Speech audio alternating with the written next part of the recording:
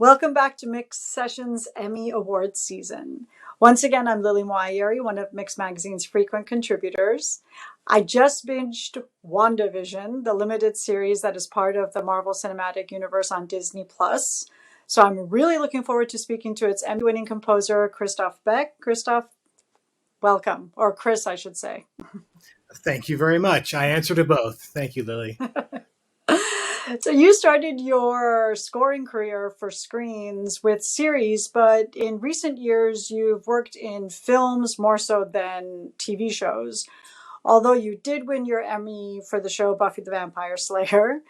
For those who might not be familiar with WandaVision, it goes through different decades with each episode, tapping into classic sitcom structures and musical styles. How did you change your score to reflect the changes in each episode? Well, the directive from Marvel, and this is the idea from the concept of the show, was to make a very loving homage to a particular classic sitcom or two from, as you said, each decade. And with each episode, we progress through the decades, starting with the 50s, 60s, etc. And the music follows suit. And you know, the musical styles of scoring in those sitcoms was very distinctive, from kind of small ensemble, much more jazz based, almost a cartoony approach in the 50s and 60s. And when we get to the 60s, we end up with something with a little bit more pop Latin flair. In the 70s, of course, we end up in a kind of loungy yacht rock type of era. And the 80s is its own animal, of course. And the idea was to adjust the instrumentation for each show, and even not just the instrumentation and the writing and the style of the writing, but also the recording techniques and the mixing techniques. So the first couple of decades, for example, we mixed in mono because that's what TV was like back then. And then we progressed through to stereo.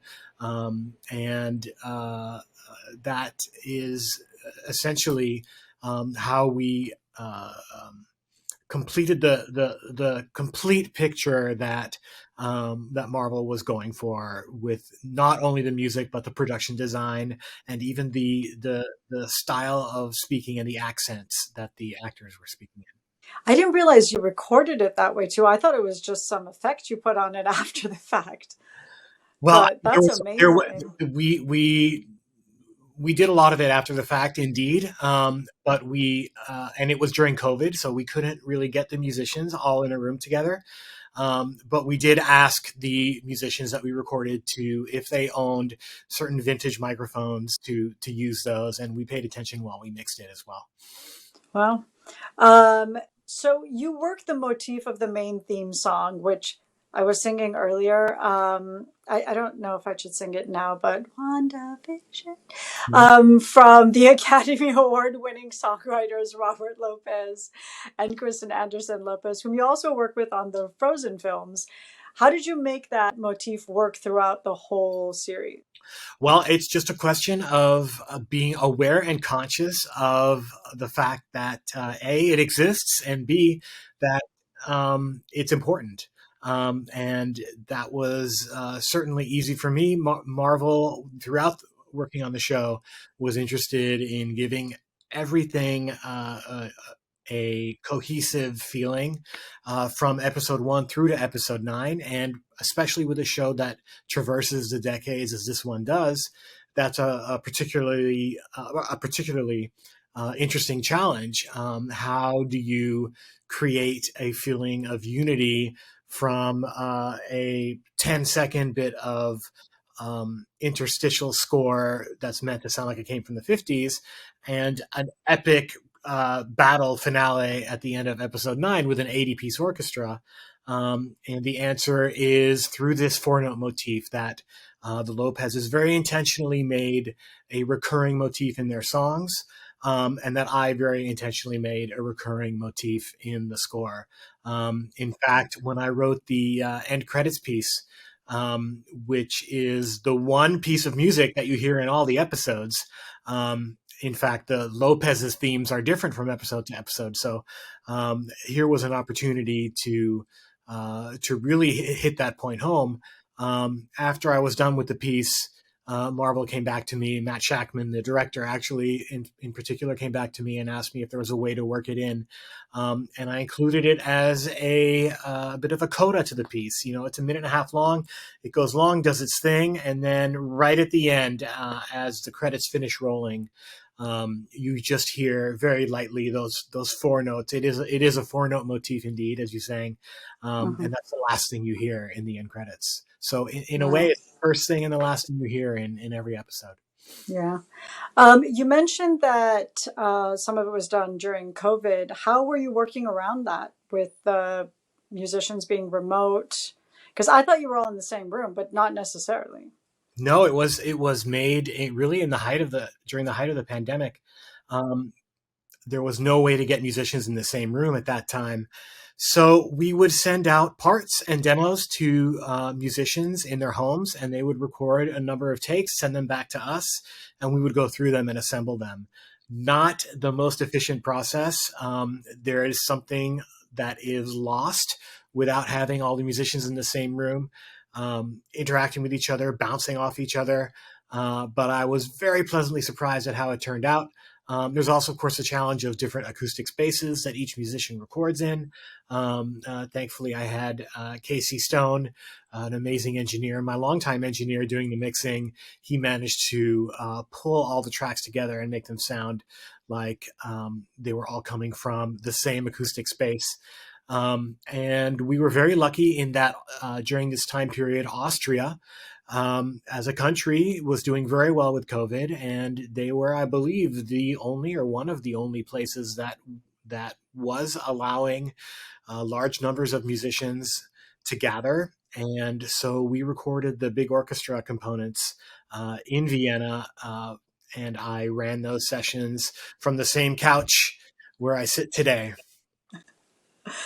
That's amazing. I think the whole pandemic time has brought out so much creativity and possibility in the studio that I don't think musicians were ever thought was possible.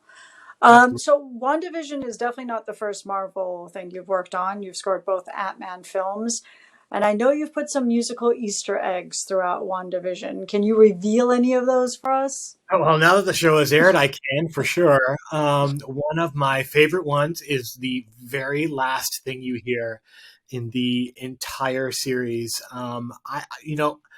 Maybe I won't reveal specifically that one, except to say for anyone who hasn't yet watched the show, make sure you stick around until after the end credits of the very last episode, because there's a whole Easter egg scene there.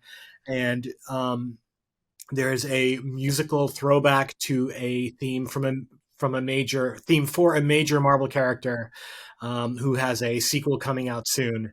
Um, um, one of my other favorite Easter eggs was there is a sequence where um, there's a flashback to Vision and Wanda, and they're sitting in her apartment at the Avengers compound. And this was this was a flashback, I think, during one of the Avengers films, maybe the first one or the second one, I believe was called Age of Ultron.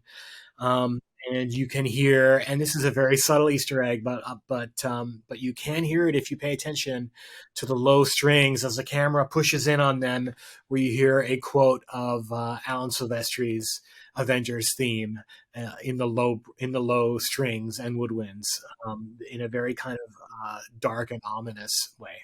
But it's so fun for fans, though. It's so fun when you do things like that, especially for Marvel fans who are just such stans, I should say. Yeah, I wanted to bring some attention to your much needed Real Change, the Fund for Diversity in Film Scoring, yeah. which is a grant program you're a part of that's geared toward composers of diverse backgrounds who have historically been marginalized in film composition.